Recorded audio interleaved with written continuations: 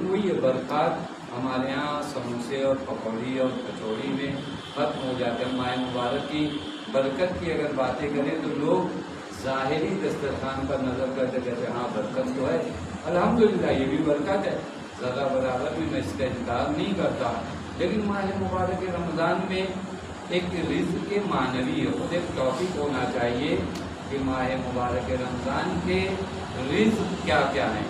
جس طرح ہمارا دال روٹی چاول رزق ہے، اسی طرح ماہ مبارک رمضان کے رزق کیا ہے۔ ماہ مبارک رمضان میں وہ کون سا رزق ہے جس کے لیے پروردگار عالم نے آپ کو اپنی مہمانی میں بلایا، وہی تم فیہ لا ضیافت اللہ، کہ اللہ تعالیٰ ہم سب کو اپنی دعوت میں بلا رہا ہے۔ کیا دینے کے لیے بلا رہا ہے؟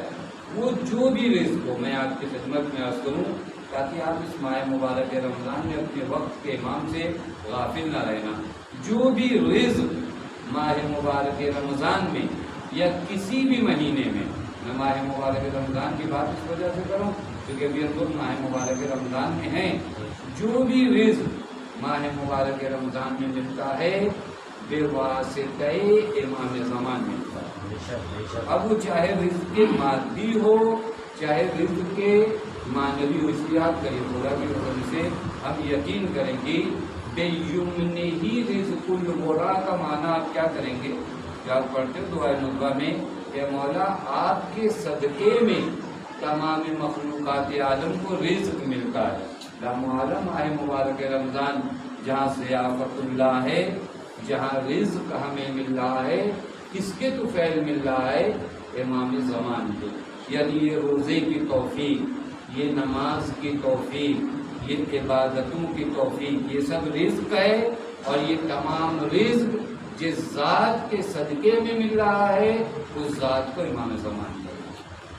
غور کریے، خدا کی قسم ہم کو غور کرنے کی جگہ ہے۔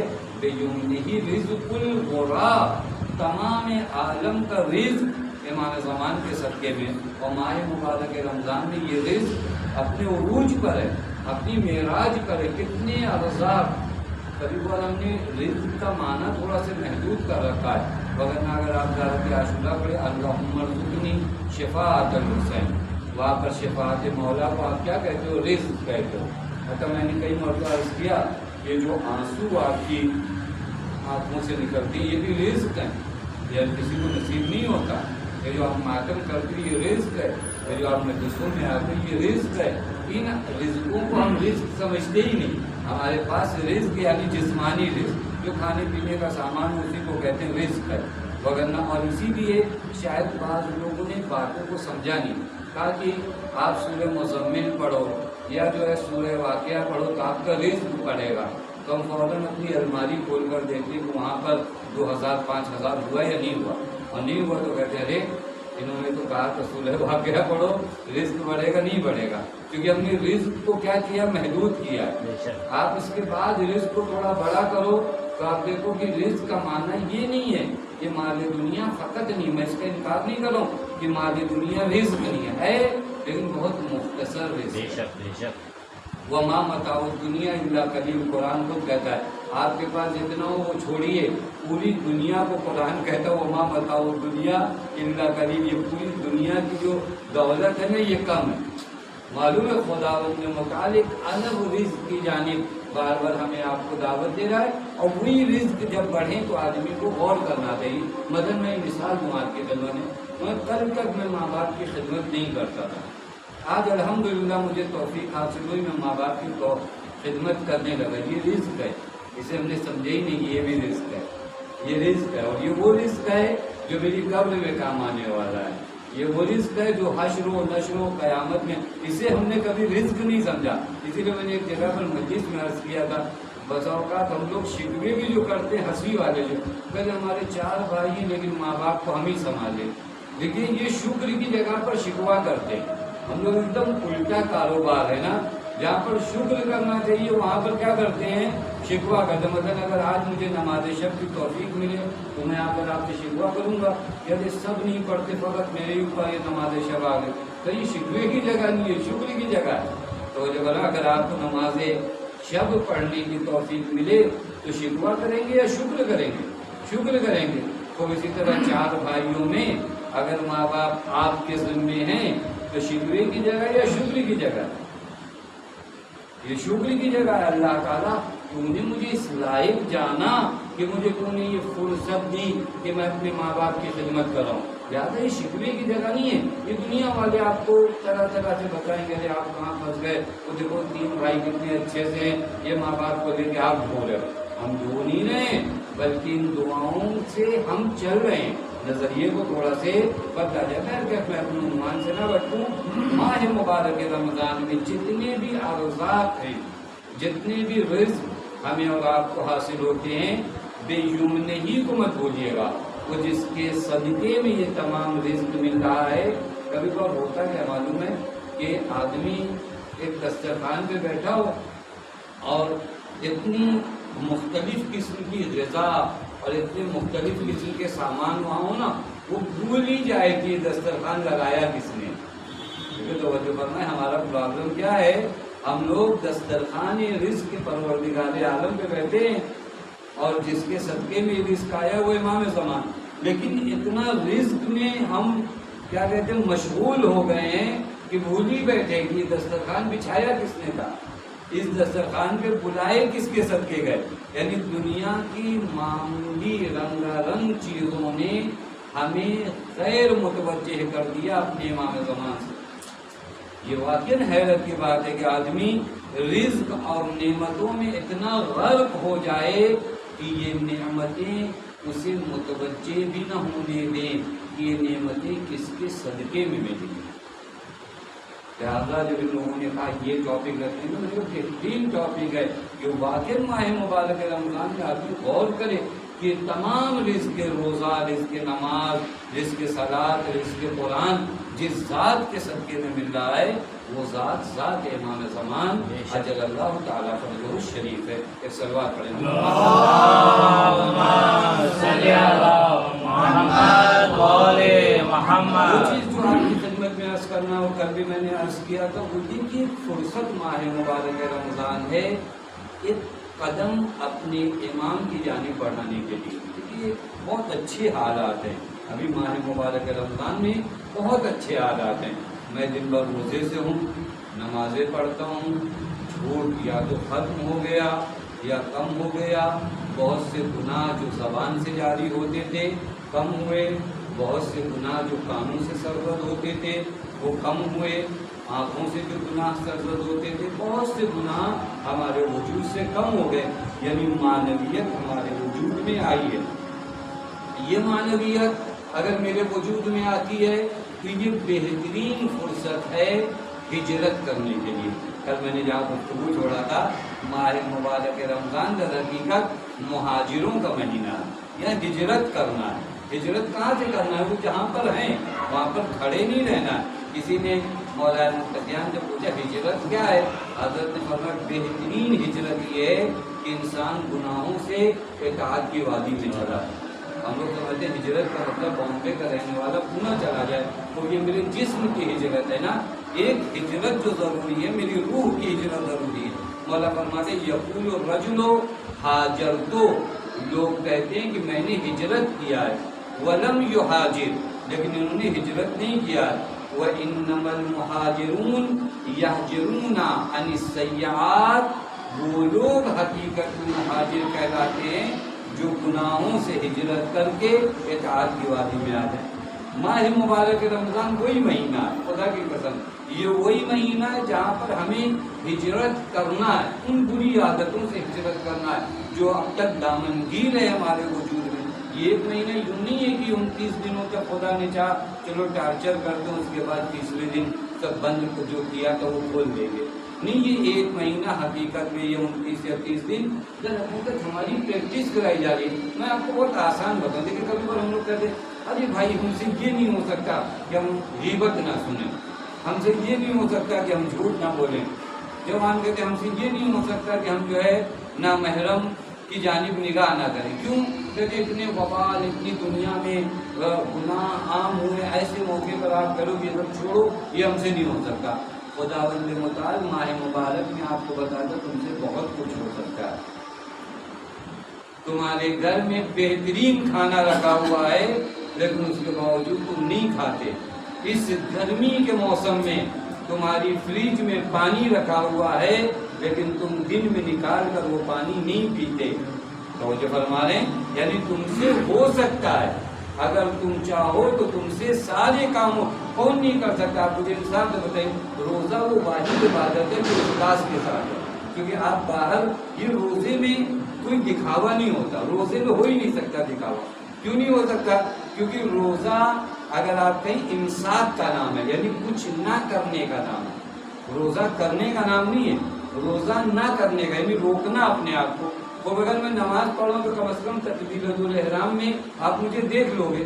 روزے میں آپ کون سی کنڈیشن میں مجھے دیکھ سکتے ہو؟ روزہ پیور اخلاص ہے, یعنی اگر آپ چاہ رہے ہو تو بس ختم, وغیرہ اس کے علاوہ کون جانے کی کون روزہ ہے کون روزہ نہیں ہے. میں کسی کو بڑھ چڑھ کر دکھا بھی تو نہیں سکتا ہوں کہ نہیں میں روزہ ہوں. کہاں سے دکھاؤں گا میں روزہ ہوں؟ آپ مجھے حساب سے بتائیے. یہ واحد وہ عبادت ہے. اسی بھی اگر آپ غور فرمائیے, حضرت زہرا سلام اللہ علیہ نے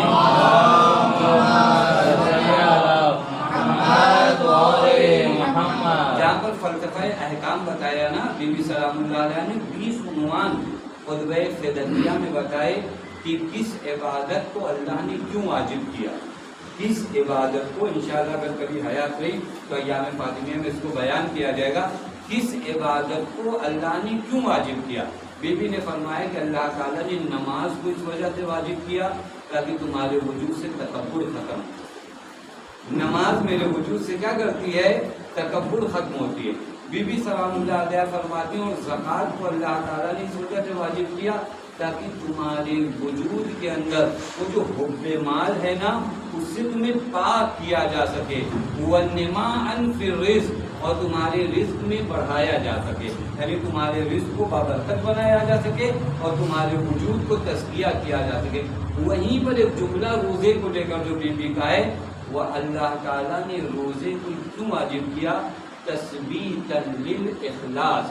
اللہ تعالیٰ نے روزہ اس وجہ سے واجب کیا تاکہ تمہارے وجود میں اخلاص لایا جا سکے. یعنی روزہ وہ عبادت ہے جو مجھے مخلص بناتی ہے. تو جو فرمائیے گا, روزہ وہ عبادت ہے, یہ 30 دن تک آپ کو اخلاص کی پریکٹس کرائی جا رہی ہے. کسی کو آپ نہیں دکھا سکتے.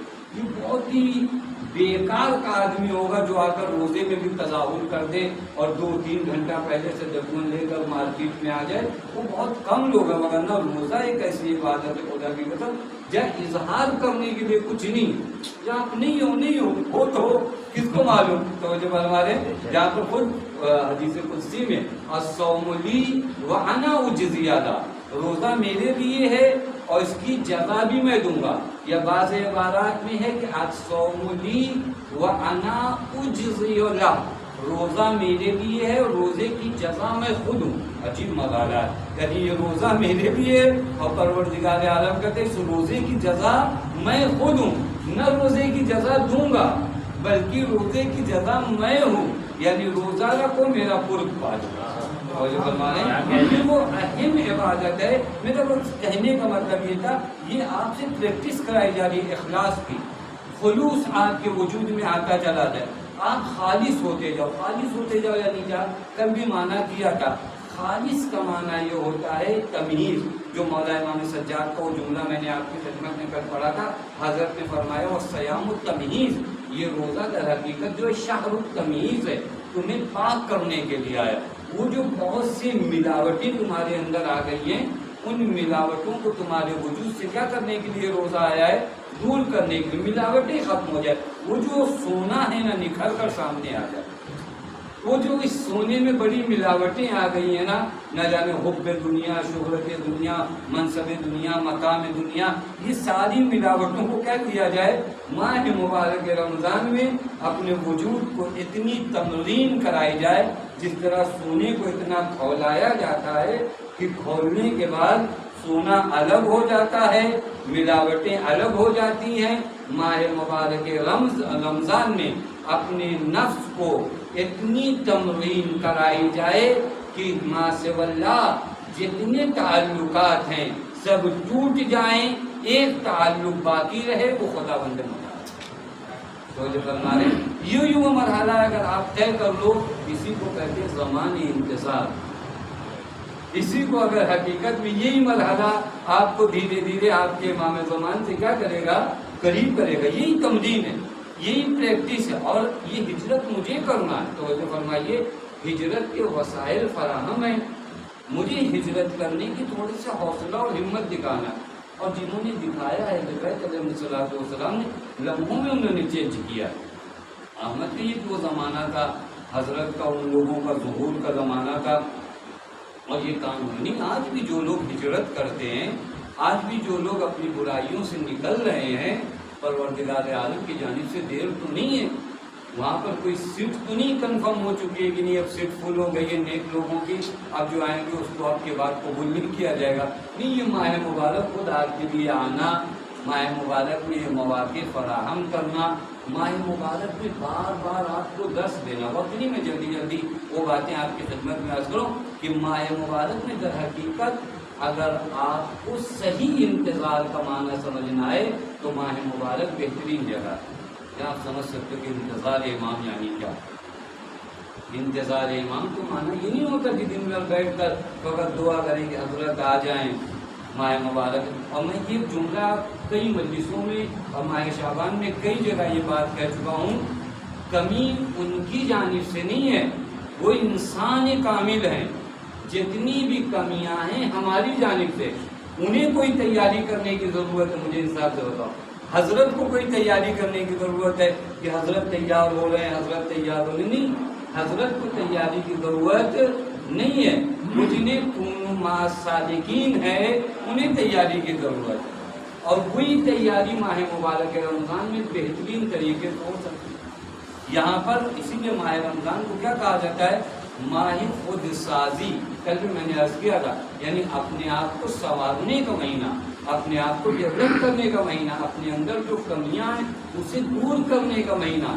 لیکن خود سازی سے پہلے کا ایک مرحلہ ہے وہ خود شناسی ہے. ہم لوگوں نے ابھی تک اپنے آپ کو پہچانا ہی نہیں. تو جب پہچانا نہیں تو اپنے آپ کو سنواریں گے کیا؟ ہمیں تو جیسے دنیا والوں نے بتایا جو ہمارے بارے میں، دنیا ہمارے دو بود ہیں انسان کے، ایک بود ملکوتی ہے، ایک بود ملکی ہے. یعنی ایک ہی جسم ہے، ایک روح ہے. ہمیں پورا ہم و غم لا کر اسی جسم پر ہمارا جو ہے ختم کر دے گا. دیکھیے انسان اگر پہچانا بھی گیا ہے تو اسی جسم کے لحاظ سے. آج یہ میڈیکل سائنس جتنا بھی ترقی کرتی ہے یہ کس لحاظ سے ترقی کر رہی ہے؟ میرے جسم کے لحاظ سے. کس اعضاء کو کہاں سے کاٹ کر کہاں لگانا ہے، کیسے لگانا، کتنے سخت آپریشن، کتنے وہ آپریشن جو پہلے زمانے میں نہیں ہوتے تھے. یعنی جتنی بھی ترقی ہوئی وہ کہاں ہوئی؟ میرے جسم کو لے کر ہوئی. لیکن میرا ایک سب سے بڑا بود ملکوتی تھا جو صحیح معنوں میں، اور جس کی جانب قرآن مجید نے کہا، اور وہ آیت آپ سب کو یاد ہے، انا للہ و انا الیہ راجعون. یہ وہی بود ملکوتی کی جانب اشارہ ہے کہ تمہارا راستہ یہ نہیں ہے جہاں پر تم ابھی کھڑے ہو، الیہ راجعون، تم لوٹنے والے ہو. اب اس خود شناسی کو مجھے نہیں بتایا گا، میں نے اپنے آپ کو پہچانا نہیں. لہٰذا مجھے اگر میں کبھی پر ہوتا ہے خدا کی وجہ میں نے تھوڑا غور کریں. ابھی یہ ظاہری چہرے پہ کوئی داغ وغیرہ دھبا وغیرہ آ جائے، آپ کتنے ڈاکٹر کے یہاں جاتے ہیں جو بھی ہم کو بتاتے ہیں کہ یہ فلاں ڈاکٹر ہے، یہ ایسے ڈاکٹر ہیں کہ چہرے پہ کوئی دھبا آ جائے تو فوراً ہم ہزاروں ڈاکٹروں کے یہاں جاتے ہیں کہ کسی طرح چہرے سے دھبا ختم ہو جائے. اچھی بات نہیں ہے. پیغمبر فرماتے ہیں الصلاۃ وجہ دینکم، نماز تمہارے دین کے چہرے کا نام ہے. جس طرح یہ آپ کا چہرہ ہے اسی طرح نماز بھی آپ کے دین کا چہرہ ہے. اور اس چہرے کے لیے کتنا ہم و غم ہے. وہ جو ہمارے دین کا چہرہ ہے، جو ہماری ملکوتی تصویر ہے، اس کے بارے میں اس پر کتنے دھبے ہیں، وہ کیسے دور ہوں گے، اسے کیسے صحیح کیا جائے. وہاں نہیں، کیونکہ ہمیں بتایا ہی نہیں گیا. ہمیں بتایا جاتا تم اسی بود ملکی میں رہتے ہو، تمہارے پاس یہی جسم ہے، یہی جان ہے، یہ ختم ہو گئی، بات ختم ہو گئی. یہ خود شناسی ہو جائے نا تو آدمی خود سازی کے مرحلے میں آتا ہے کہ نہیں میں یہ ہوں، میں یہاں رہنے نہیں آیا ہوں، انا الیہ راجعون کا سفر مجھے طے کرنا ہے۔ اسی لیے ایک جگہ پر امام فرماتے ہیں کہ انسان 4 چیزوں کو اگر جان جائے نا تو تمام علم جان جاتا ہے۔ ایک تو اپنے رب کو پہچان جائے، ایک اپنے آپ کو پہچان جائے، ایک اپنی ذمہ داریوں کو پہچان جائے، ایک ان چیزوں کو پہچان جائے جو اسے دین سے نکالتی ہیں۔ میں وقت ترجمہ کر کے گزر گیا، وہ بہن رکتا ایک مجلس اسی حدیث پر کہ وجد تو علم الناس فی اربع، 4 چیزوں میں تمام علم سمٹا ہوا ہے۔ خدا کو پہچانو یعنی خدا شناس بن جاؤ، خود شناس بن جاؤ، وظیفہ شناس بن جاؤ کہ تمہاری ذمہ داریاں کیا ہیں، اور اس کے بعد خطرے کو بھی پہچانو کہ کون سی چیزیں تمہیں دین سے نکالتی ہیں۔ ایسا نہیں ہوتا کہ دین میں انٹری کا دروازہ ہے، ایگزٹ کا دروازہ نہیں، دین میں ایگزٹ کا بھی دروازہ ہے، اور بہت سے لوگ آئے اس دروازے سے اور اس دروازے سے نکل گئے۔ واحد مخلوق انسان ہے، یہ بھی ایک بات ماہ مبارک میں عرض کر دوں، واحد مخلوق انسان ہے جس کا صعود بھی بہت زیادہ ہے اور سقوط بھی بہت زیادہ۔ صعود کہتے ہیں سعد عربی میں کہتے ہیں اوپر چڑھنے کو، یعنی جس کی ترقی بھی بے انتہا ہے، ترقی کرے تو ملائکہ اس کے مقابلے میں نہیں آ سکتے۔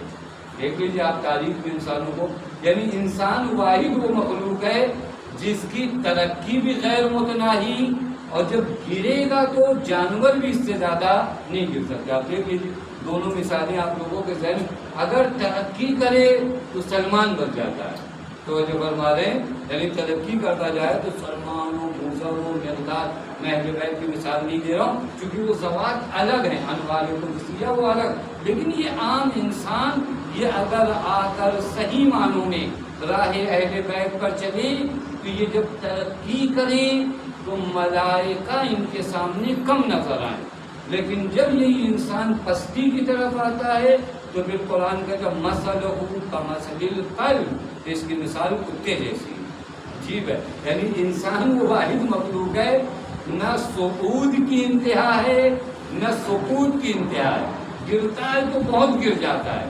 ترقی کرتا ہے تو بہت ترقی۔ یہ کب ہوگا؟ جب میں خود شناسی، جب میرے وجود میں کیا ہے؟ خود شناسی آئے، اپنے آپ کو پہچان جاؤں، اب آؤں اپنے آپ کو سنواروں۔ بات کو یاد رکھیے گا، خود سازی ماہ مبارک رمضان میں ضروری ہے، کیونکہ جب تک قوم اپنے آپ کو سنوارتی نہیں ہے اس وقت تک امام تنہا رہتا ہے۔ یہ بات واضح ہوئی یا نہیں واضح ہوئی؟ جن قوموں نے اپنے وجود کو پاک نہیں کیا ان اقوام کے درمیان ان کا امام تنہا تھا، تنہا تھا۔ خدا کی قسم آپ پوری تاریخ امامت اٹھا کر دیکھو، ہمارے امام ہماری نظروں سے غائب ہے نا، وگرنہ کہ 11 امام جو موجود تھے لوگوں کے سامنے، ان کے ساتھ لوگوں نے کیا کیا؟ بڑا مجمع تھا ان لوگوں کے پاس، بہت مجمع تھا۔ کہاں مجمع تھا؟ آپ مجھے انصاف سے بتائیے۔ مولا متقین غدیر کا واقعہ کتنے دن ہوئے تھے، اور اس غدیر کے واقعے کے بعد بی بی صدیقہ طاہرہ جب قیام کے لیے اٹھی ہیں کتنے لوگ ساتھ آئے؟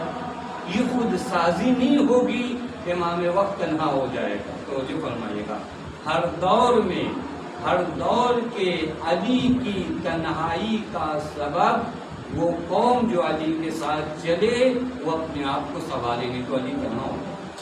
ہر دور کا علی تنہا اسی وجہ سے ہوتا ہے۔ امام میں کوئی کمی تھوڑی نہیں ہوتی، یاد رکھیے گا، انہیں نہ تیاری کرنے کی ضرورت ہے نہ ان کے وجود میں کمی ہے، وہ تیار ہے۔ اصل میں یہ ماہ مبارک رمضان میں جان بوجھ کے آپ کی خدمت میں عرض کروں، یہ ماہ مبارک رمضان میں اگر آپ چاہو تو اپنے اعمال کے ذریعے ظہور امام کو نزدیک کر سکتے ہو۔ کوشش کریں ظہور امام نزدیک ہو سکتا ہے۔ ظہور امام جو میں نے کیا وقت العجل کہنا نہیں ہے، ہم وہ قومیں نہیں ہیں جو فقط لفظوں سے اپنے امام کے لیے نعرہ لگاتی ہیں، ہم وہ قومیں ہیں جو اپنے خون سے گزر جاتی ہیں اپنے مولا کے لیے۔ ہم نے نعرہ باز قوموں سے دین نہیں لیا ہے، ہم نے دین کربلا والوں سے لیا۔ کربلا میں نعرے بھی لگے تھے لیکن ساتھ میں خون بھی بہایا گیا تھا۔ دیکھو کربلا کا نعرہ خود ایک ٹاپک ہے کہ کربلا میں نعرے کیسے لگے۔ جناب حبیب نے کون سا نعرہ لگایا؟ جناب زہیر نے، سارے شہدائے کربلا نے ایک نعرہ لگایا، معلوم ہے؟ یہ خود ایک اشرے کا ٹاپک ہے کہ جناب حبیب کا نعرہ کیا تھا، جناب زہیر کا نعرہ کیا تھا، لیکن نعرہ فقط نعرہ نہیں تھا، نعرے کے بعد عمل تھا۔ ہم وہاں اگر الاجل الاجل کہہ کر اپنے مولا کو پکار رہے ہیں تو خوب آمادگی کی ضرورت ہے ہمیں، اور اللہ تعالیٰ نے میسر کیا ہے یہ ماہ مبارک رمضان۔ خدا کی قسم مجھے یہ لگتا ہے کہ حضرت نہیں آ رہے ہیں، میری کوئی خطا نہیں ہے اس میں ہے۔ یہ کہیں پر میں ایک جگہ پر عرض کر رہا تھا، ابھی تک میں انشاءاللہ عرض کروں گا، جو آپ کو ماہ مبارک رمضان میں جو دعائیں بتائی گئی نا، ان دعاؤں میں حضرت کا کہاں کہاں ذکر آیا۔ یہ دعا افتتاح پڑھتے ہو، یہ دعا افتتاح باقاعدہ اللہم انا نشکو الیک، یہ معنی میں انشاءاللہ کر کروں گا آپ کی خدمت میں۔ آپ شکوا کر رہے ہو پروردگار عالم سے، یعنی اسی اضطرار کو بیان کرو، لیکن وہ کیا رہا ہے میرے دوستوں، وہ یہ رہا ہے کہ میں اپنے آپ کو تیار نہیں کر رہا، میں اپنے آپ کو آمادہ نہیں کر رہا، اور یہی آمادگی کا نہ ہونا، آمادگی کا نہ ہونا، ناصروں کا نہ ہونا، مددگاروں کا نہ ہونا، یہ وہ جملے ہیں جو ان کی طرف سے کرامت کے طور پہ آئے، ورنہ حقیقت میں آپ کو بتا دوں وہ ہماری نصرت کے محتاج نہیں ہے، وہ در حقیقت آپ کی نصرت کرنا چاہتے لیکن کہہ رہے ہیں آپ کو کہ آپ میرے ناصر، ورنہ جو ذات حق تعالیٰ پہ توکل کریں وہ ہمارا محتاج ہوگا۔ امام ہمارا محتاج ہو جائے تو امام نہیں ہے، امام ہمارا محتاج ہے، لیکن یہ کاروان جو ہدایت کی طرف لے جانا ہے یہ زور و زبردستی کے ساتھ نہیں لے جانا ہے نا، یہ اختیاری صورت میں لے جانا ہے۔ وہ جو حضرت کے زمان غیبت میں انتظار حضرت کر رہے ہیں، انہوں نے اپنے آپ کو کتنا آمادہ کیا، انہوں نے اپنے آپ کو کتنا تیار کیا۔ وہ علی ابن مہزیار والا پورا واقعہ آپ لوگ سنتے بھی ہیں، پڑھتے بھی ہیں۔ جب 20 حج کے بعد حضرت سے ملاقات ہوئی تو حضرت نے ایک جملہ فرمایا، خدا کی قسم یہ جملہ بار بار جب میں پڑھتا ہوں تو مجھے سمجھ میں نہیں آتا، فرماتے ہیں علی ابن مہزیار اس سے زیادہ پہلے کی توقع تھی کہ تم ہم سے ملتے، یعنی تم نے آنے میں دیر کر دیا۔ حضرت وہ جو 20 حج فقط حضرت کی زیارت کے لیے گیا ہو، حضرت اس سے شکوا کر رہے کہ دیر کر دیا تم نے آنے میں، نہ توقع ہماری توقع اس سے زیادہ تھی کہ تم اور پہلے آتے، تو مولا کسی نے میری رہنمائی نہیں کیا اب تک، تو حضرت نے فرمایا پڑا ایسا نہیں ہے۔ روایت کو جملہ ہے حضرت نے اپنی انگلیوں سے زمین پر لکیر کھینچنا چھوڑ دیا، اس کے بعد فرمایا کہ تم نے کچھ کام چھوڑ دیے، تم نے ضعیف کمزور مومنین کا ساتھ دینا چھوڑ دیا، تم نے قطع رحم کیا ہے، یہ وہ اسباب بنے کہ تم ان سے ملاقات کرو۔ فرما رہے ہیں اب ماہ مبارک رمضان میں دیکھیے، ماہ مبارک رمضان میں آپ کو کیا سکھایا جاتا ہے؟ ماہ مبارک رمضان میں فقط بھوکا رہنا تو نہیں سکھایا جاتا، ماہ رمضان میں پورا فوکس اگر آپ دیکھیے تو اپنی آنکھ سے ہوشیار رہنا۔ پیغمبر کو خطبہ میں پڑھوں آپ کی خدمت میں، وقت نہیں رہ گیا کہ اپنے کانوں سے ہوشیار رہنا، اپنی آنکھوں سے ہوشیار رہنا، اپنی زبان سے، آنکھوں سے وہ نہ دیکھنا جس کی جانب خدا نے منع کیا ہے، کانوں سے وہ نہ سننا جس کے لیے خدا نے منع کیا ہے، زبان سے وہ نہ کہنا جس کے لیے خدا نے منع کیا۔ یہ پورا ماہ مبارک رمضان میں کیا بتایا جا رہا ہے؟ تصدقوا علی فقرائکم وتحننوا علی ایتامکم، فقراء پہ صدقہ کرو، یتیموں پہ رحم کرو، یعنی وہی جو تقاضے میرے مولا کے ہیں ماہ مبارک رمضان میں، اسی کا ایک عملی درس دیا جا رہا ہے کہ یہ معاشرہ ایسا معاشرہ ہو جائے جہاں فقیروں کو لے کر دل میں مروت جاگے، جہاں مساکین کو لے کر الفت ہو ان کے دل میں، جہاں یہ نہ کہیں کہ ہم سے کیا مطلب ہے، بلکہ درد انسانیت ان کے دل میں اٹھے، ان کی آنکھ، کان، ناک، زبان سب مراقب ہوں، گناہوں سے دور ہوں، اور یہ معاشرہ تیار ہو جائے حضرت کے دیدار کے لیے۔